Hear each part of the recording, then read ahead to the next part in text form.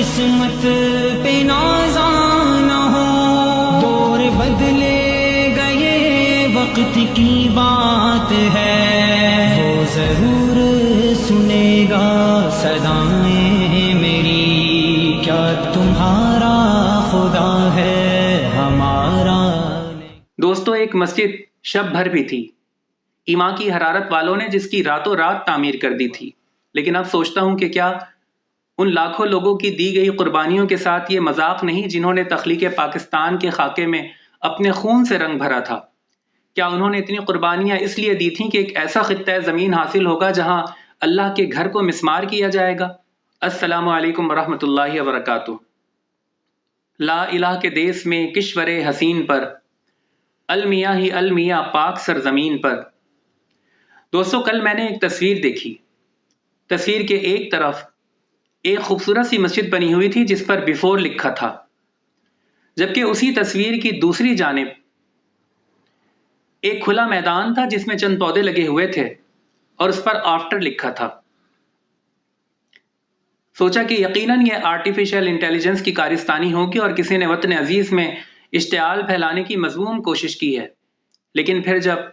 اسلامی نظریاتی کونسل کے ممبر معروف عالم دین جامعہ صفہ کے نائب محتمم حضرت مولانا زبیر صاحب دامت برکاتہم العالیہ کا ایک انٹرویو دیکھا جس میں وہ اسلام آباد میں واقع 93 سالہ قدیم مسجد مدنی مسجد کے شہید کیے جانے کی تصدیق کر رہے تھے تو سخت دلی صدمہ ہوا۔ دوستو، یہ وہ مسجد ہے جو قیام پاکستان سے پہلے جس کی تعمیر کی گئی تھی اور جس کی نئی کنسٹرکشن سابق صدر ضیاء الحق نے کروائی تھی، اور اس کو بھی تقریباً نصف صدی ہونے کو ہے۔ افسوس ہے کہ ایک ایسی مسجد کو راتوں رات چوروں کی طرح شہید کر کے اس کے ملبے تک کو سطح زمین سے غائب کرنے والے اسی ملک کے بعض نادان مسلمان ہیں جس سرزمین کو اپنے لوگوں پر فخر تھا کہ انہوں نے راتوں رات مسجد کی تعمیر کر دی تھی۔ دوستو، ایک مسجد شب بھر بھی تھی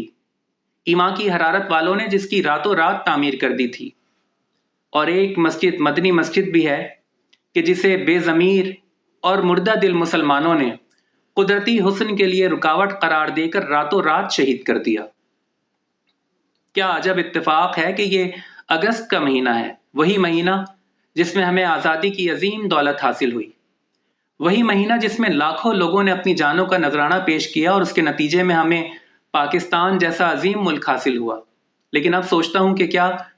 ان لاکھوں لوگوں کی دی گئی قربانیوں کے ساتھ یہ مذاق نہیں جنہوں نے تخلیق پاکستان کے خاکے میں اپنے خون سے رنگ بھرا تھا؟ کیا انہوں نے اتنی قربانیاں اس لیے دی تھیں کہ ایک ایسا خطہ زمین حاصل ہوگا جہاں اللہ کے گھر کو مسمار کیا جائے گا؟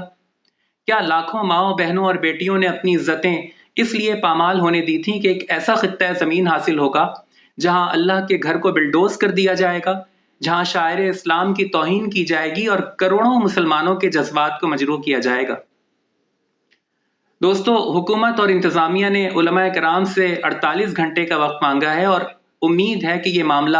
بحسن و خوبی سلجھ جائے گا، لیکن افسوس ہے ان لوگوں پر جنہوں نے مسجد کو گرانے اور مسمار کرنے میں کسی بھی طرح کا حصہ اپنا شامل کیا ہے۔ یقیناً ان لوگوں نے اپنے نامہ اعمال کو سیاہیوں سے بھر دیا ہے اور بروز قیامت اللہ اور اس کے حبیب کے سامنے یہ لوگ یقیناً شرمسار ہوں گے۔ خدا کرے کہ ہماری حکومتوں اور انتظامیہ کو یہ بات سمجھ میں آ جائے کہ پاکستان کے مسلمان کتنے ہی کمزور اور گنہگار سہی، اتنے بے حس، بے ضمیر اور مردہ دل پھر بھی نہیں کہ اس قسم کے افسوسناک واقعے پر خاموشی سے بیٹھ جائیں یا کسی بھی قسم کا سمجھوتا کر لیں۔ دوستو، کسی نئی ویڈیو میں آپ سے انشاءاللہ پھر ملاقات ہوگی۔ فی امان اللہ۔